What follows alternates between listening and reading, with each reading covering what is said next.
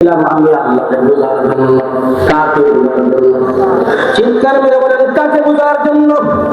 হে আল্লাহকে বোঝার জন্য তোমার আমি কলব দিছিলাম। ওয়ালাহুম কুলুবুন লা ইয়াফকাহুনা বিহা, আমি তোমারে কলব দিছিলাম, কলবের মাধ্যমে আল্লাহকে বুঝলা না। ওয়ালাহুম আ'য়ুনুন লা ইউবসিরুনা বিহা, আমি আল্লাহ তোমার চক্ষু দিছিলাম, চক্ষুর মাধ্যমে দেখলা না। আল্লাহ পাক বলে, বান্দারে চোখের মাধ্যমে তুমি কি দেখবে? তুমি বান্দারে আমি কেন চক্ষু দিলাম রে বান্দা? আল্লাহ পাক বলে, ওয়া ইলাস সামাই কাইফা রুফিআত, আঙ্গুল উঠান সবাই আল্লাহরে দেখেন। আল্লাহ পাক দেখুন, লিল্লাহি তাকবীর। আল্লাহ তাআলা কসম খেয়েছেন কেন? এক নাম্বার জবাব হলো, ইমানদার মুসলমানেরা তো আল্লাহর কথা বিশ্বাস করে, কিন্তু দুনিয়ার জমিনে নাফরমান কিছু বান্দা আছে, তারা আল্লাহর কথা মানে না, কথা বলে না। নাফরমানেরা আল্লাহর কথা বিশ্বাস করে। এই জন্য আল্লাহ পাক কসম খেয়ে বলেন, ওয়াল আসরি, সময়ের কসম। মানে হলো আমি আল্লাহ কসম খেয়ে তোদেরকে বিশ্বাস করাই।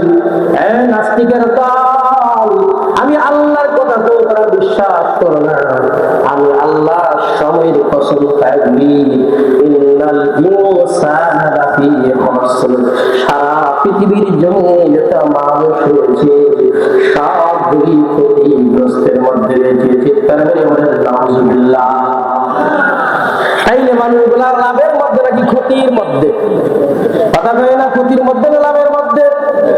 মুসলমান যুবক ভাইরা রে আমার, এ পর্দার আড়ালের মা, দুনিয়ার জমিনে ব্যবসা তো লাভের জন্য, কামাই কর কিন্তু লাভের জন্য। কথা বলেন ঠিক কিনা? বান্দে বান্দা লাভ ছাড়া দুনিয়ার জমিনে কেউ পাবে না, লাভের জন্য করা হয়। আল্লাহ পাক বলে, বান্দারে ওয়াল আসরি, সময়ের কসম। ইমানদারদেরকে বিশ্বাস করার জন্য, আবার বেঈমানদেরকে বিশ্বাস করার জন্য আল্লাহ পাক কসম খেয়েছেন। আরেক জবাবে বলা হয়েছে, তাফসীরের মধ্যে লেখা হয়, ওয়াল আসরি, সময়ের কসম কেন পেয়েছেন? বান্দা সময়ের গুরুত্ব দেওয়ার জন্য। আমরা ইমানদার মুসলমান, আমরা কিন্তু সময়ের গুরুত্ব দেই না। কথা বলেন ঠিক কিনা? ও বান্দি বান্দারের দল, আল্লাহ পাক বলে, বান্দারে ওয়াল আসরি, সময়ের কসম খাইয়া আমি আল্লাহ তোদেরকে সময়ের গুরুত্ব বুঝাইলাম। আজকে চা দেখো, বাবা দুনিয়ার জমিন বেঁচে আছে, সন্তান চলে গেছে, আশা নাই। দাদা বেঁচে আছে, নাকি দুনিয়ার জমিন থেকে চলে গেল রে ভাই। হে যুবক, চাইয়া দেখো, তোমার মতো কত যুবক আজকে কবরের বাসিন্দা। এর বাড়িওয়ালা মালিক, টাকা পয়সা টাকা পয়সার বাহাদুরি দেখাইস না রে বাবা, গাড়ির বাহাদুরি দেখাই রে বাবা। তুমি নমুদ্রে চাইয়া দেখো, দুনিয়ার জমিন থেকে বিদায় হয়, কারণ আমার কামাওনা দেখো, দুনিয়ার জমিন থেকে একের পরে সবাই বিদায় হয়। দুনিয়ার রাজা বাদশা কেউ নাই, কেউ নাই। টাকা পয়সা অহংকার করে না রে বাবা, বরং তুমি যখন কবরের পাড়ে কবরের কাছে দাঁড়িয়ে একটু কবর নিয়ে চিন্তা করো, দুনিয়ার জমিনে আমার গাড়ি আমার আপন না, বাড়ি আমার আপন না, আমার সন্তান আমার আপন না, বিবি আমার আপন না, আমার মা বাবা ভাই বন্ধু কেউ আপন না। এই যে কবর, এই কবর আসলে কথা বলেন ঠিক কিনা? দুনিয়ায় সবই পর, কবর দে তোরা সবার, দুনিয়ায় সবই পর, কবর দে তোরা সবার।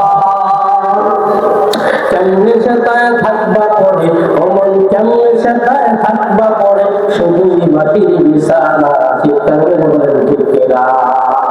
চিন্তা করে দেখো না, কবরে কি যাইবা, যেই তো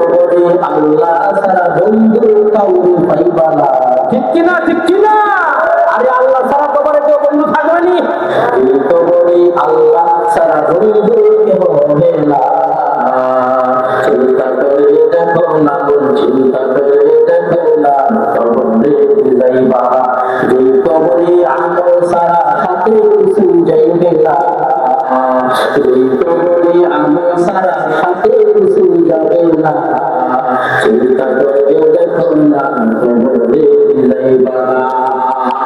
চাঁদ দুই বাগমান গুস্তানে মান, এলা দুই গমে দুই গুস্তানে মান। এরে ভগবান, এরে পর্দার আড়ালের ভাই রে, পিতৃতুল্য মুরব্বী, আজকে বাহাদুরি করা হয়, অথচ কবি বলেন চাঁদ দুই বাগমান বুস্তানমান। মাঝে মধ্যে বলি ওই বাগান আমার, ওই গাড়ি আমার, ওই ভাই আমার, এলা দুই ঘুরে বুস্তানমান। অথচ একবার চিন্তা করলাম না কবর হলো আমার আসল জায়গা। এরে ভাই আমার, গত বছরেও মাহফিলের মধ্যে অনেকে বসেছে, এই বছর মাহফিল থেকে মাইনাস হয়ে গেল। হতে পারে আবার আগামী বছর মাহফিল আসার আগে এখান থেকে কোনো বাংলার মাইনাস হয়ে যাবে। এরে বান্দি ইমানদার, আমার এই জীবনে আমি কত লাভ দেখলাম রে বাবা। সারা বাংলার জমিনে আনাচে কানাচে ঘোরাফেরা করি, মানুষের দোয়া নিয়ে আল্লাহর রহমতে। ও বান্দা, গাড়ি নিচে লাশ মরিচার চোর আপনাদের মোহাম্মদ ভাই গালা উনি ছিলেন আমার সাথে মাহফিলের মধ্যে। মরিচার চর, উত্তর দক্ষিণ মরিচার চর মাহফিল শেষ করে আবার যখন উত্তর মরিচার চর মাহফিলের মধ্যে গাড়ি ব্রিজের মধ্যে গাড়ির ডান পাশ বাম পাশের সামনের চাকাটা ভেজা গেছে। যদি না বাঁচত মিনিমাম 200 থেকে 300 গজ পিছে গাড়ির মধ্যে মাটি পানির মধ্যে নদীর মধ্যে চলে যাইত। ও বন্ধুরা আমার, আজকে আপনাদের জামাটাও পাইতেন না, এই মাহবুবী আজকে বয়ান করার মতো কেউ থাকতো না। আমার দুইজন সাথী তিনারাও দুনিয়ার জমিন থেকে চলে গেল। একজন রোড অ্যাক্সিডেন্ট হয়ে মারা গেল, আরেকজন ক্যান্সার নামক রোগে আক্রান্ত হয়ে মারা গেল। ও বন্দি মান্দা, আমার আল্লাহ পাক আমারে বাঁচায় রাখছে, মানে হইল টুকান দিয়ে দিল রে মাহবুবী। তোর সাথে দুইজন চলে গেল কবরের বাসিন্দা, আমি যখন তোমার ডাক দিব আমার মধ্যে তোমাকে ফিরে আসতে হবে। ও বান্দি মান্দা, আবার দাদা শ্বশুর ছিলেন, বান্দা সে দুনিয়ার জমিন থেকে চলে গেল। কত বান্দারা চলে গেল ভান্ডা। আপনি বেঁচে আছেন, যে কোনো সময় আপনাদের কবরস্থ করা হতে পারে না। দুনিয়ার জমিন কিছুই নাই রে বাবা। 3.5 হাত মাটি নিচে যাওয়ার পর আপনার আমল যদি ভালো হয়, কবরের ব্যবহার আপনার সাথে ভালো হবে। আর যদি আপনার দুনিয়ার জমিনের আমল খারাপ হয় রে বাবা, নামাজ পড়লাম না, সুদি খাইয়া খুশি খাইয়া টাকা পয়সা উপার্জন করিয়া দুনিয়ার জন্য পাগল করা হইয়া মাথার ঘাম পায়ে ফালাইয়া পরিশ্রম করলাম, আল্লাহর চিনলাম না, আল্লাহকে জানলাম না, মরণের পরের আযাব সহ্য করা যাবে না। আল্লাহু আকবার। ও গালাহারের মুসলমান, আজকে চাইয়া দেখো কত সুন্দর বয়ান, এরপরেও মাহফিলের মধ্যে কেন লোক পাওয়া যায় না? শরীরঘাটের মাহফিলের একটু আগে বয়ানের মধ্যে বলেছি আপনাদেরকে তাই। ও বান্দি ইমানদার, জান্নাত হলো 8টা, লোক সংখ্যা বড় কম। জাহান্নাম হলো 7টা, অথচ লোক সংখ্যা যাবে সবচাইতে বেশি। গালাহারের মধ্যে মুসলমানের অভাব নেই, কথা আল্লাহ বলেছেন লোকের অভাব নাই। যদি সব মানুষ আসতো, আজকে এইরকম স্টেজ একটা না, 2টা না, আরো 5টা করলেও লোকের জায়গাতে যাইত না, ঠিক কিনা? কসম খায় বলেন আল্লাহ আসি। মনে আছে আপনাদের বয়ান নাকি ভুলে গেছেন? মনে আছে? আল্লাহ পাক সময়ের কসম খান, আল্লাহ আসরি, সময়ের কসম। আল্লাহ পাক সময়ের কসম খেয়ে বলেন ইন্নাল ইনসানা লাফি খুসর, সব মানুষ ক্ষতিগ্রস্তের মধ্যে। ও বন্দি ইমানদার, এই আয়াতের তরজমা করলে আলেম ক্ষতির মধ্যে, নামাজি ক্ষতির মধ্যে, বেনামাজি ক্ষতির মধ্যে, সুদখোর ক্ষতির মধ্যে, ঘুষখোর ক্ষতির মধ্যে। এক কথা বলতে গেলে সারা পৃথিবীর মানুষগুলি ক্ষতিগ্রস্তের মধ্যে। মধ্যে রয়েছে। এই জন্য এই আয়াতের ব্যাখ্যা আল্লাহ তাআলা আরেকটা আয়াত নজির করে জবাব দিয়ে দেন, না, তিন প্রকার মানুষের অন্তর্ভুক্ত করা হবে, তারা ক্ষতির মধ্যে, আর বাকি সবগুলো সফল কাজ। চিৎকার করে বলেন আলহামদুলিল্লাহ। ভালো আছে,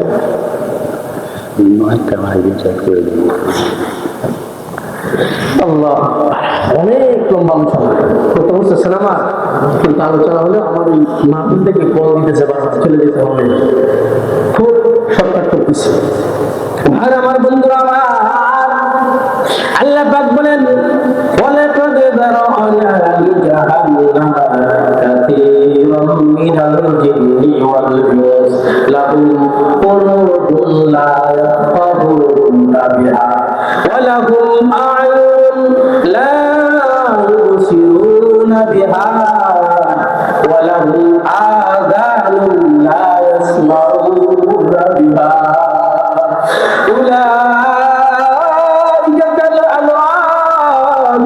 بل هم أضل أولئك هم الغافلون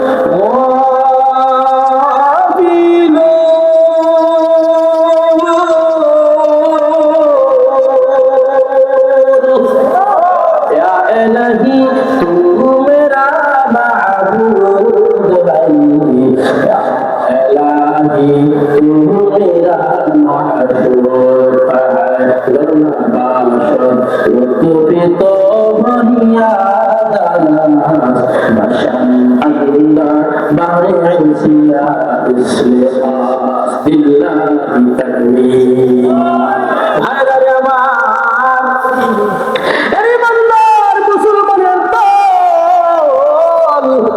আল্লাহ পাক বলে তিন প্রকার মানুষ ক্ষতিগ্রস্তের মধ্যে, বলেন আল্লাহু আকবার। আর যদি আল্লাহু আকবার, তিন প্রকার মানুষ তারা ক্ষতিগ্রস্তের মধ্যে রয়েছে। এই তিন প্রকার বাদে যত মানুষ তার মধ্যে আছে, আর যদি বলেন সুবহানাল্লাহ।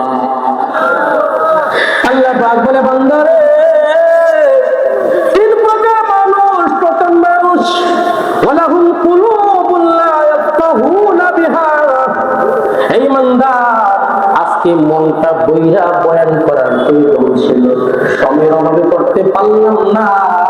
আল্লাহ পাক বলে বান্দারে তোমার আমি কলব দিয়েছিলাম, আমি আল্লাহকে বোঝার জন্য। কাকে বোঝার জন্য? চিৎকার মেরে বলেন কাকে বোঝার জন্য? হে আল্লাহরে বোঝার জন্য তোমার আমি কলব দিয়েছিলাম। ওয়ালাহুম কুলুবুন লা ইয়াফকাহুনা বিহা, আমি তোমারে কলব দিয়েছিলাম, কলবের মাধ্যমে আল্লাহরে বুঝলা না। ওয়ালাহুম আ'য়ুনুন লা ইউবসিরুনা বিহা, আমি আল্লাহ তোমারে চক্ষু দিয়েছিলাম, চক্ষুর মাধ্যমে দেখলা না। আল্লাহ পাক বলে বান্দারে চোখের মাধ্যমে তুমি কি দেখবে? তুমি বান্দারে আমি কেন চক্ষু দিলাম রে বান্দা? আল্লাহ পাক বলে ওয়া ইলাস সামাই কাইফা রুফিআত, আঙ্গুটান উঠান সবাই আল্লাহরে দেখেন, আল্লাহ পাক দেখুন লিল্লাহি তাকবীর। ওয়া ইলাস সামাই কাইফা রুফিআত, আল্লাহ পাক বলে আমার আসমানে তাকাও, আমার আসমানে তাকাও। ওয়া ইলাল জিবালি কাইফা নুসিবাত, আমার পাহাড়ে তাকাও, আমি কেমন করে সমতল বানাইলাম। ওয়া ইলাল আরদি কাইফা ফুতিহাত, আমার জমিনে তাকাও, আমি কেমন করে বিছানার স্বরূপ বানাইলাম। এ বন্দি বান্দার এখানে মাটি, অথচ একটু জায়গা খুঁজলেই দেখা যাবে মাটির নিচে পানি আছে। কথা বলে আসছেন না? ও বান্দি মান্দার, আল্লাহ পাক বলে বান্দারে একটু আমি আল্লাহরে নিয়ে যদি গবেষণা করো, এত বয়ানের দরকার নাই, আমি আল্লাহ পাওয়া সহজ। চিৎকার করে সুবহানাল্লাহ। আল্লাহ পাক বলে ওয়ালাহুম আযানুন লা ইয়াসমাউনা বিহা, আল্লাহ পাক বলে আমি বান্দা তোমারে কান দিছিলাম, কানের দ্বারা তুমি শ্রবণ করলা না। কান দিছেন ম্যাডামের সাথে শুধু কথা বলার জন্য না, বেগানার সাথে কথা বলার জন্য না। যুবক, এ যুবতী বোন আমার, বেগানা পুরুষের সাথে কথা বলার জন্য না। কান দিছেন গান বাজনা শোনার জন্য না। আমার আল্লাহ পাক বলে তোরে কান দিছি আমার কোরআনের বয়ান শোনার জন্য। আল্লাহ পাক বলে কান দিছি আমি কোরআনের তর্জমা শুন, কান দিছি আমার কোরআনের বয়ান শুন, কান দিলাম আমি আল্লাহর দাওয়াতটা শোনো। এই কানের মাধ্যমে তুমি আল্লাহর দাওয়াত শুনলা না, কোরআনের তেলাওয়াত শুনলা না, বয়ান শুনলা না, আল্লাহ পাকের মারফতের দাওয়াত না শুনলা, তুমি অন্ধকার কবরের দিকে রওনা হইছ। আল্লাহ পাক বলে উলাইকাল আনআম, এই মানুষগুলো হলো চতুষ্পদ জানোয়ারের মতো। চিৎকার মেরে বলেন ঠিক কিনা? যেই মানুষগুলি কোরআনের বিরুদ্ধে কথা কয়, যেই মানুষগুলি ওয়াজ মাহফিলের বিরুদ্ধে কথা কয় রে যুবক, এ যুবক গালহারের মুসলমান, আমি হইতে পারি আওয়ামী লীগ, হতে পারে বিএনপি, আমি হতে পারি জামাত ইসলাম, কিন্তু একটা কথা মনে রাখতে হবে, আমার আল্লাহ, আমার ধর্ম ইসলাম, আমার রব হলো আল্লাহ, আমার কোরআন হলো আমার জন্মের কিতাব। চিৎকার মেরে বলেন ঠিক কিনা? আল্লাহ পাকের মারফতের দাওয়াত না পাইয়া তিন শ্রেণীর মানুষ, আমি তাদেরকে বললাম লাইকাতান আনআম, এইগুলা চতুষ্পদ জানোয়ারের মতো।